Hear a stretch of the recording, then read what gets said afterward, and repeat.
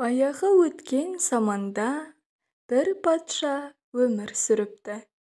Оның ер жеткен сымбатты үш бірдей ұлы болыпты. Үшіншісінің аты Иван екен.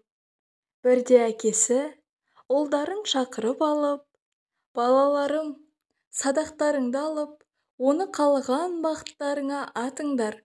Жебелерің кімнің ауласына түссе, сол үйдің қызына үйленесіңдер деген өз шешімін айтты. Бітті. Үш жігіт құрал-саймандарын асынып аулаға шығады. Алдымен садақты ең үлкен ағасы тартады. Оның жебесі бай үйінің терезесіне кеп қадалады. Екінші кезек ортаншысына тиеді. Мұның жебесі саудагердің шатырына барып тіреледі. Ал кенже ұлы Иванның зымырай ұшқан жебесі саз балшықты мекен ететін бақаның жанынан бір-ақ шығады. Сөйтіп патшаның балалары өздеріне бұйыртқан қалыңдықтарына құда түседі. Үлкені бай қызына, екіншісі саудагердің қызына, Иван бақаға үйленеді.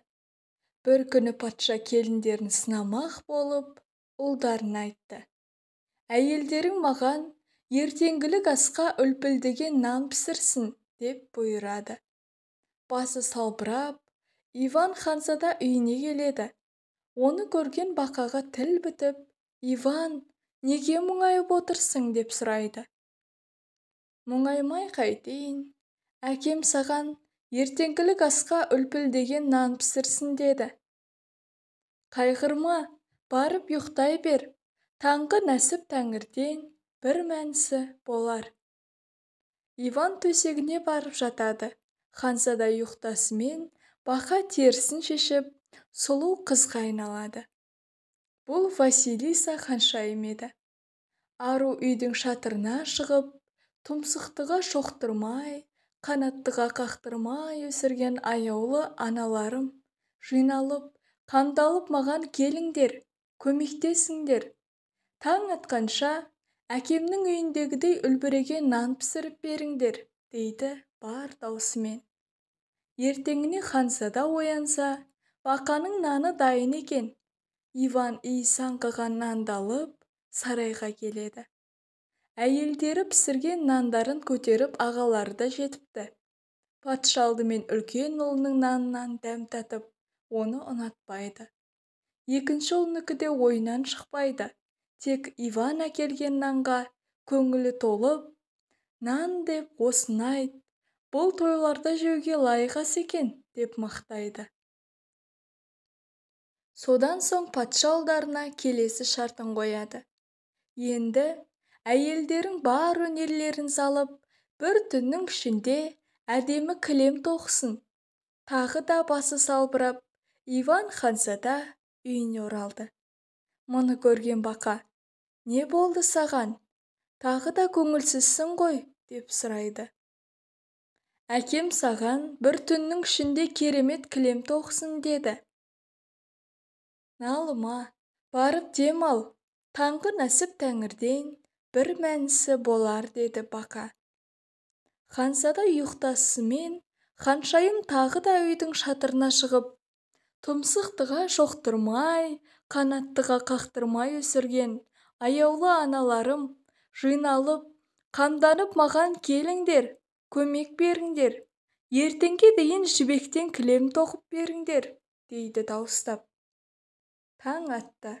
Ұйқысынан оянған Иван жарқыраған кілемді көреді. Оны орап сарайға келеді. Ағалары да кілемдерін құшақтап жеткен екен. Патша алдымен үлкен ұлының кілемін көріп жақтырмайды. Екінші ұлының кілемі де ұнамай, екеуін атқораға жібертеді. Тек Иванның кілеміне таң қалып, «Міне, қалай тоқу керек?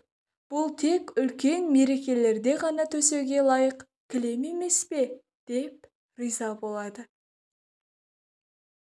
Патша енді балаларына «Ертең үшеуің әйелдеріңді алып алдыма келіңдер» деген үшінші шартын айтады. Мұны естіген Иван ханзаданың ұнжырғасы мүлдем түсіп, үйіне оралады.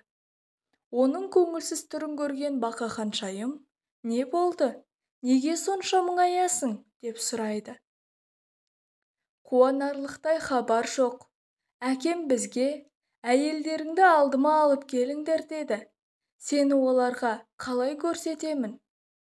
«Қайғырма, бір мәнісі тағы болар. Ертең сарайға өзің жалғыз бара бер, мен артыңнан келемін». Тасырлаған дыбыс естілген кезде, «Бұл күймемен келе жатқан менің келіншегім дерсің», дейді Бақа. Таң бозарып атады. Патшаның алдына әйелдерін ертіп екі ағасымен Иван ханзада келді. Ағалары жалғыз тұрған інісін мазақтап күледі.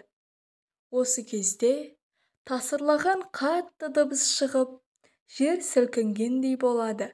Сонда Иван ханзада, «Қорықпаңдар, бұл күймемен келе жатқан менің келіншегім ғой», дейді.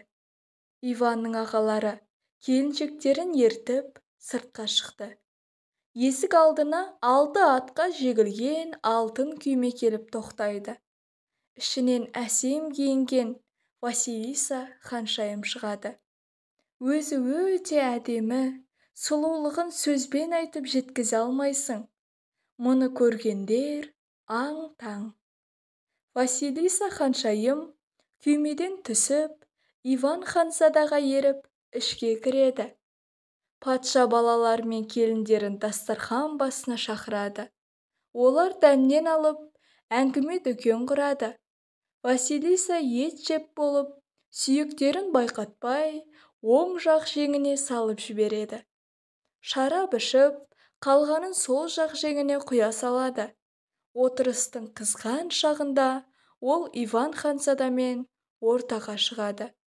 Билеп жүріп, сол қолын сермеп қалады. Осы кезде көл пайда болады. Оң қолын сермегенде көлде аққулар жүзіп жүреді.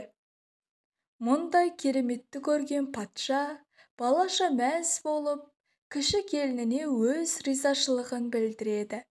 Василиса келгеннен бойларын қызғаныш сезім билеген патшаның үлкен екі келіні ханшайымның әрбір қимылын бақылап отырған еді. Олар да қалыспай, сол жеңдеріне шараптың қалғанын құйып, оң жеріне сүйек сияқты салып, ортаға шықты. Билеп жүріп сол қолдарын сілтеп жібергенде, шарап отырғандардың бетіне шашырайды. Оң қолдарын сілтегенде, сүйектер жан жаққа ұшып, біреуі патшаның дәл көзіне тиеді. Патша қатты ашуланып, оларды сарайдан қуып жібереді. Осы кезде Иван ешкімге білдірмей сыртқа шығады. Жүгіріп үйіне жетеді де, әйелінің Бақа терісін отқа салып жібереді. Артынша Василиса ханшайым да оралады. Келіп өзінің киімін іздестіре бастайды. Терісі жоқ.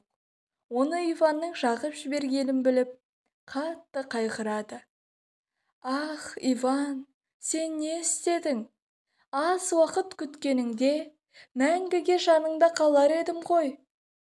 Енді қош бол, мені іздесең көз көрмес, құлақ естімес жердегі Кәшейдің қолынан табасың», деп Василиса аққуға айналып ұшып кетті. Иван ханзада бұл ісіне қатты өкінеді.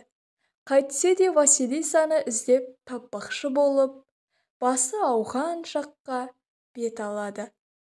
Ол тоқтамастан күн, түн жүріп, әйтеуір шаршап шалдыққан бір мезетте жолаушылап келе жатқан қарияға жолығады. «Күйлі қуаттымысыз, ақсақал?» дейді амандасып. «Рахмет, балам, қайда бет бұрдың?» деп сұрайды одан қария. Иван оған болған жағдайды түгел баяндап береді. «Иә, Иван, Василиса патша қызы бала күнінде өте данышпан, зерек болды. Ақылы, тіпті өз әкесінен асып түсті. Бірде ол әкесіне қарсы келіп, оны ашуландырып алған еді. осы қылық үшін патша қызын 3 жыл бақа болып қабылдап жүр, деп сиқырлап тастады. Жә, болар іс болды. Мына шүйде жіпті ал, бұл саған жол көрсетеді, деп сөзін аяқтады. Иван қарияға алғысын білдіріп, шүйде жіптің соңынан ілесіп жүріп отырды. Бір кезде алдынан аю шығады. Мына аюды өлтірсем қайтады, деп ойлайды Иван. Ханзаданың бұл ойын сезген аю: мені өлтірме, Иван ханзада, саған бір пайдам болар, деп сөйлеп кетеді. Иван аюға тимей жөнімен кетеді. Кенет төбесінен үйрек ұшып өтті. Ханзада лезде жебесін алып дәлдей бастайды. Иван, ата көрме, менің де бір пайдам тиіп қалар, дейді үйрек. Ханзада құсты өлтірмей, жолын жалғастыра берді.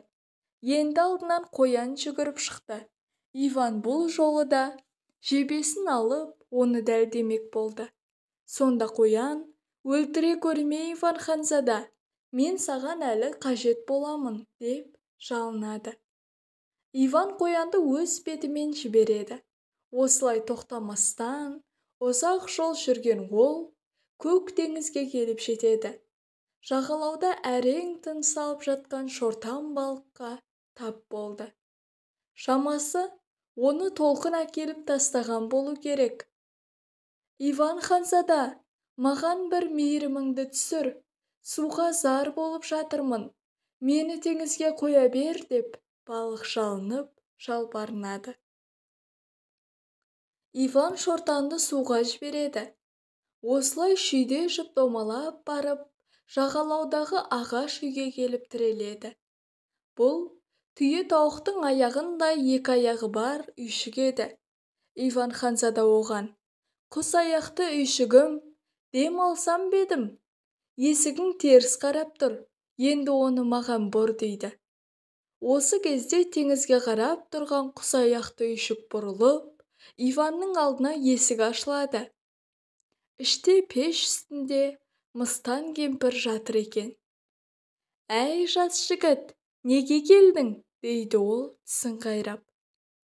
Ау апа, алдымен құр жатқанша мені тамақтандырсаң етті, дейді ханзада. Мыстан Иванды тамақтандырады. Біраз тынығып, әлденіп алған ханзада кемпірге болған жағдайды түгел баяндап беріп, көмек сұрайды. Қызды босату өте қиын.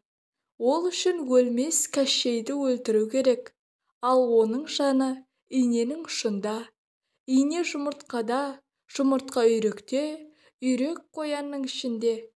Қоян сандықта, сандық емен ағашының басында ілулі тұр.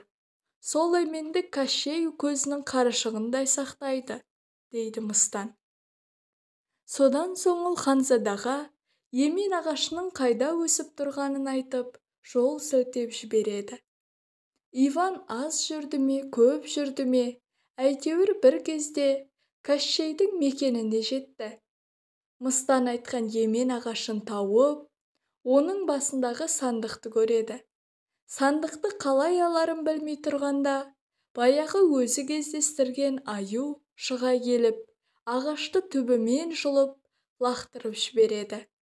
Сонда сандық жерге құлап сынады. Ішінен қоян шықты. Оны сол баяғы өзі кездестірген қоян қуа жөнелді. Ол қуып жетіп, бас салған мезетте қоянның ішіндегі үйрек сытылып көкке көтерілді. Бұл үйректі алғашқыда өмірін сақтап қалған үйрек ұшып барып, бас салды. Иван жұмыртқа домалай теңізге құлайды. Иван енді не істерін білмей тұрғанда, жұмыртқаны өзі көмектескен шортан жағалауға алып шығады. Ол жұмыртқаны жарып, ішіндегі инені ханзадаға береді. Иван иненің ұшын сындырады. Осылай өлмес Кәшейдің күні бітіп, бақилық болады. Ал Иван ханзада Василисаны ертіп, еліне оралады. Патша қуаныштан бүкіл халқын жиып, үлкен етіп той жасайды. алдыңғы екі ұлын әйелдерімен қосып осы қуанышқа шақыртады. Осылай мұратына жеткен Иван ханзада мен Василиса ханшайым өмірлерінің соңына дейін бақытты да баянды күн кешіпті.